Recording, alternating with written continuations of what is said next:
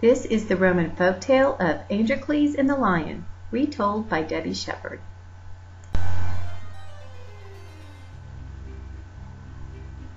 Once, long ago, in the ancient city of Rome, there lived a slave named Androcles. As a slave, Androcles was forced to work very hard every day, but that wasn't what made him so unhappy. Unfortunately, Androcles' master was cruel and beat him and the other slaves often. Just when Androcles was beginning to despair, Androcles found an opportunity to flee. He remained hidden from his master and from the Roman soldiers until he could escape the city. Soon Androcles came to a forest. He wandered there a long time until he was weary and almost spent with hunger. Imagine his relief when he found a cave. He entered it and found it unoccupied. However, it was really a lion's den. Unknowingly, he settled in and fell asleep. Suddenly, he was awakened to a terrible moaning and groaning. When he looked outside, he saw a huge, ferocious lion.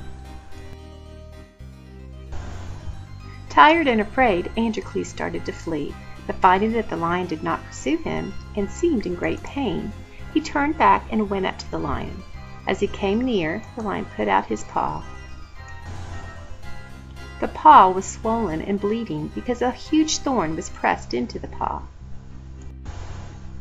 Plucking up courage, Androcles pulled out the thorn and dressed the wound as well as he could. The lion rose and licked the hand of Androcles like a dog. The lion's gratitude was unbounded. He looked at Androcles as his friend, and they shared the cave together for some time. Then, one fateful day, a number of Roman soldiers came marching through the forest and found Androcles.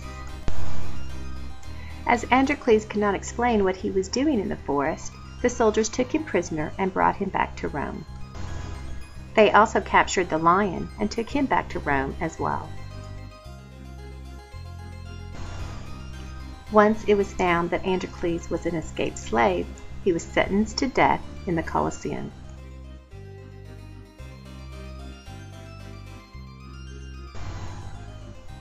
Androcles was kept for several days in a cell beneath the Colosseum awaiting his fate. Androcles knew it was the custom to throw criminals to the lions and other ferocious animals that had been starved for days, so the criminals were punished while the public enjoyed the spectacle. On the appointed day, Androcles was led forth with only a spear to protect him.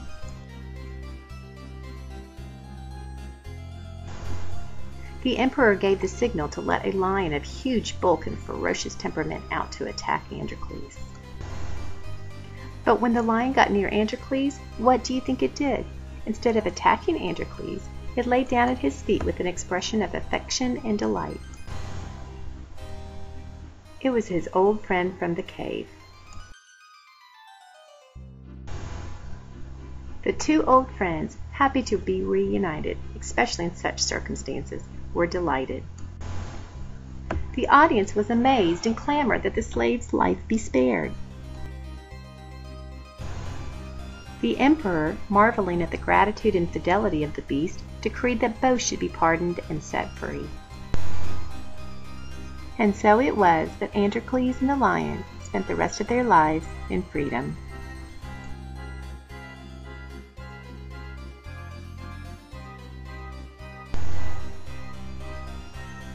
The moral of the story is that gratitude is the sign of noble souls.